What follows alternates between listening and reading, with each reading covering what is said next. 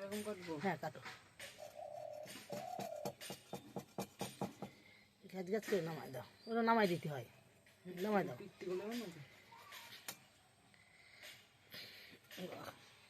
বড় করে নিলেই তো ভালো হতো।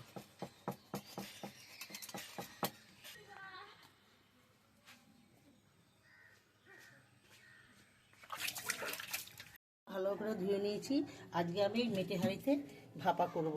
তার জন্য আজকে এখানে শস্য, কিছু সাদা শস্য, পোস্ত চিড়ে কালো শস্য নিয়েছি, আর কটা লঙ্কা দিয়ে আমি ভালো করে বেটে নেব। সব পোস্ত শস্য সব মিক্সি করে গেছি, সব ঢেলে নিচ্ছি মিক্সি করে মশলাগুলো। এবার হলুদ দিচ্ছি, স্বাদ মতো নুন দিচ্ছি, কাঁচা তেল দিয়ে মাখিয়ে নেব ভালো করে। মাছগুলো ভালো করে মাখিয়ে নিয়েছি। এবার এই একটা মেটে হাঁড়ি নিয়েছি, মেটে হাঁড়ির মধ্যে মাছগুলো সব সাজিয়ে দেবো। জল দিয়ে দেবো,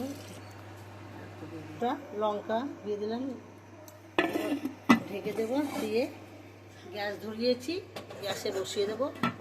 12 থেকে 15 মিনিট আর কি জাল করে নেবো ভালো করে।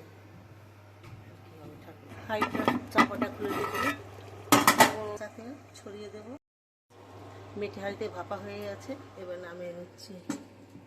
ইলিশ মাছ ভাপা আমার হয়ে গেছে বন্ধুরা, নামিয়ে নিচ্ছি। এবার আমার ইলিশ মাছ ভাপা দেখে যদি ভালো লাগে তাহলে লাইক কমেন্ট করবেন এবং এটা সাবস্ক্রাইব করবেন।